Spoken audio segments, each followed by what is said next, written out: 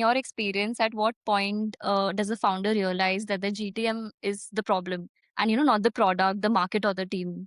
So most of the time, the GTM is not actually the problem. The problem is not verifying in the market what actually needs to be solved. A lot of founders go in with an idea like, I want to do this, and then they forget to like figure it out in the market and see like, hey, is this actually the problem that people are trying to get solved? Is the solution I'm offering the solution to their problem, or is it just the solution to my problem? And I think that's the big gap.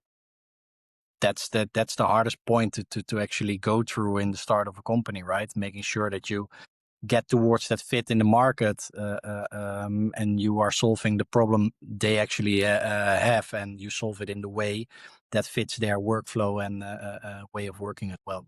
That's absolutely right, actually. That brings me to my next question that, there's a version of GTM that looks like, progress, say launches, Mhm. campaigns, you do content outreach. And then there's a particular GTM that actually converts. So what do you think is the difference between the two? So I think launches and all those things, they are great. They have their points of existence, right? They have a reason to be there, but it always depends on what is it that you are actually trying to accomplish here. So you always need to start with the goal and the end goal in mind, right? What are we trying to accomplish, and what tools do we have in our toolbox to get to that point? And Right. launches, campaigns, and everything, they are all tools you can leverage to get somewhere, but only if you are clear about what it actually is that needs to be launched, what it actually is that needs to be solved for that customer. And can you then translate that into a narrative, into a story that makes it very obvious for the potential customer that you can solve that problem for them and you are the right solution, because that's in the end what you try to accomplish there, right? Right. That's so basically like there are, European B2B founders and then there Mhm. are US B2B founders. I've worked Mhm. with both in my previous organizations.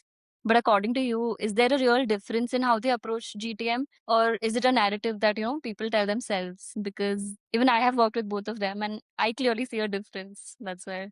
Now, from my Yeah. perspective, Europeans are always a bit more cautious. Well, it also depends on where in Europe you actually go, right? There's a Right. lot of difference between either Berlin, Amsterdam, Hmm. or people like, there's all these cultural differences. And I don't think it's just like Europe versus the US. But I do see clear differences, and it all has to do with the fact also with like, how is the funding capacity in those countries? Because that for a big part also dictates how aggressive a founder can be, or actually is, and how they will operate. If you're more from like European countries where funding is a little less optimal, so to say, compared to the US, you will notice that there's a lot more caution in how they go to market, how they operate, because they feel like money is more expensive. It's the same with people who bootstrap, right? They think 3, 4 times about something before they actually launch, instead of just deploying capital and see what works. Everything comes down to funding in the end. Well, Like yeah, how if well you have a big funded you wallet, are. then it's easier to get things Yeah, done, right? definitely. You can take all the tools in the world and just Yeah, go for yeah. it. Yeah, yeah, Which is that's also right. a job in itself, right? Deploying the capital in the right Yeah, way. right. But in a crowded market, how do you stand out in between so much noise? Like, right now, you open LinkedIn, there's only frameworks and Claude and all of this. And so, how do you stand out in so much noise? Yeah. What So clicks for you? the thing is, the only way to stand out is you don't really have to be so different to everyone else. It is about being clear in what it is that you do and how you solve that. If people can actually see themselves in your solution, and in the problem that you solve, then you get familiar with them. Then you obviously already move into their shortlist. So if you get seen in a high repetition of times, then that works.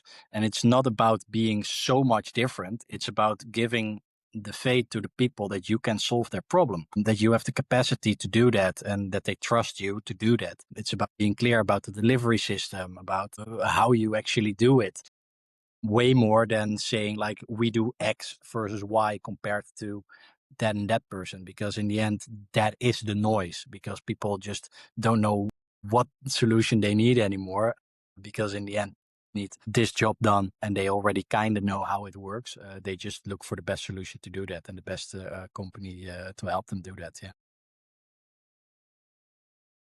Yeah, I think I think it's a lot also of about people, consistency, yeah, and probably. I think a lot of people are overcomplicating it, and Yes, they try to be absolutely. so unique, so different, and then they just forget, like, oh, what is actually the job that my customer is trying to get done? Yes. Am I trying to make things sound very unique and they're with that also very fake, or am I just being straightforward and easy understandable, not trying to speak to everyone, but just knowing who you are actually talking to, what they have, and what the solution to that problem is, and then repeating that, building in trust, showing how it's done, and use cases, stuff like that.